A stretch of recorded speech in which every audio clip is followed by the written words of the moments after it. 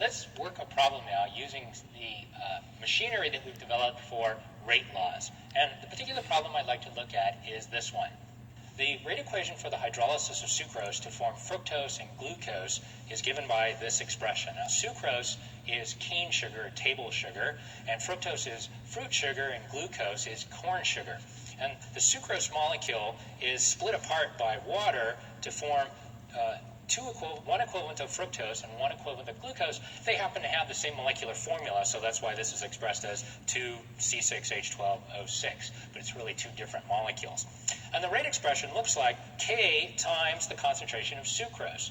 And so this thing is a first-order reaction. Now, it turns out, and this has nothing to do with the problem, and if you don't get this, it's not a big deal, but it's actually pseudo-first-order in the sense that it is bimolecular. It's a reaction between a water and a sucrose, but because there's so much water in there, the water is in excess, and its concentration essentially doesn't change, and so the rate law looks like K times the concentration of sucrose. Again, if you didn't understand what I just said, don't worry about it. If you do biology, it'll probably come up again.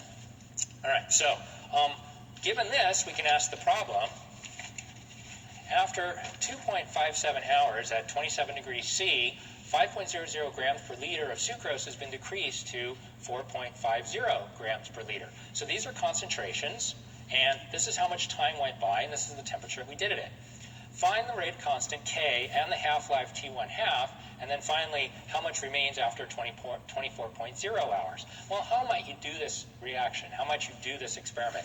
You could take your solution of sucrose, and then you'd have to monitor either the concentration of glucose or the concentration of fructose in the product, or monitor the concentration of sucrose. But here's one idea that, at least in principle, might work.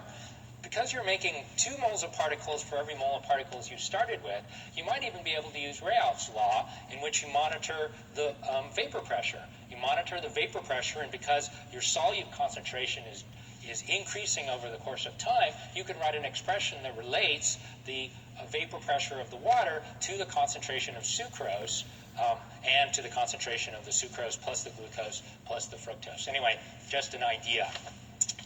Let's go ahead and work this problem, and the first thing let's do is, because it's a first-order reaction, we can use the expression that we've derived previously for a first-order reaction, which is the natural log of the concentration of the reactant at any time t divided by the concentration of the reactant at time 0 is equal to minus K, the first-order rate constant, times t.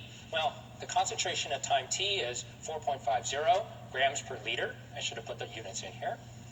The concentration initially is 5.00 grams per liter, so those units are going to cancel. This is equal to K, the first order rate constant, times the time.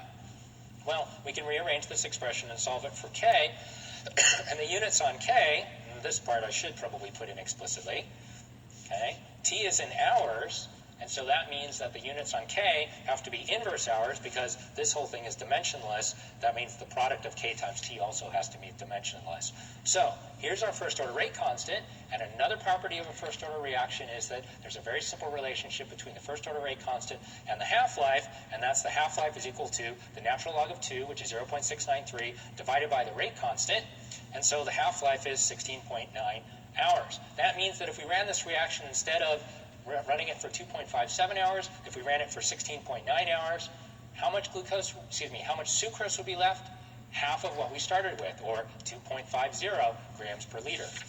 Now, we can calculate, though, how much is left after 24 hours. And to do that, we'll take our original expression, and then we'll take the exponential of both sides. So we'll take the exponential of this and the exponential of that, and then if we rearrange using a little bit of algebra, we have that the concentration of A at any time t is equal to the concentration where it started times the exponential of minus K times t, where K is the first order rate constant and t is the time that's gone by. So we plug in for the initial concentration of A0, that's 5.00 grams per liter, and then the exponential of the rate constant, 4.10 times 10 to the minus 2 inverse hours, times however much time we're interested in, which is 24 hours. And if we work this out, it turns out to be 1.87 grams per liter.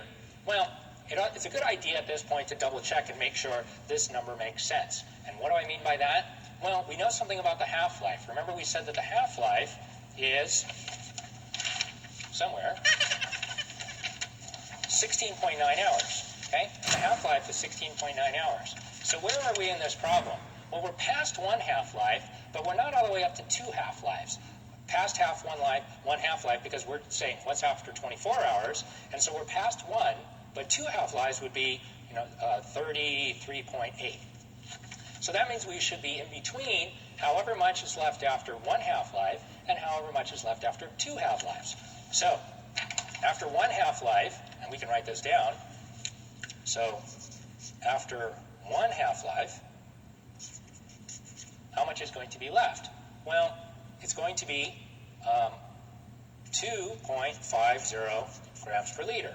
And then after two half-lives, it'll get cut down again to 1.25 grams per liter.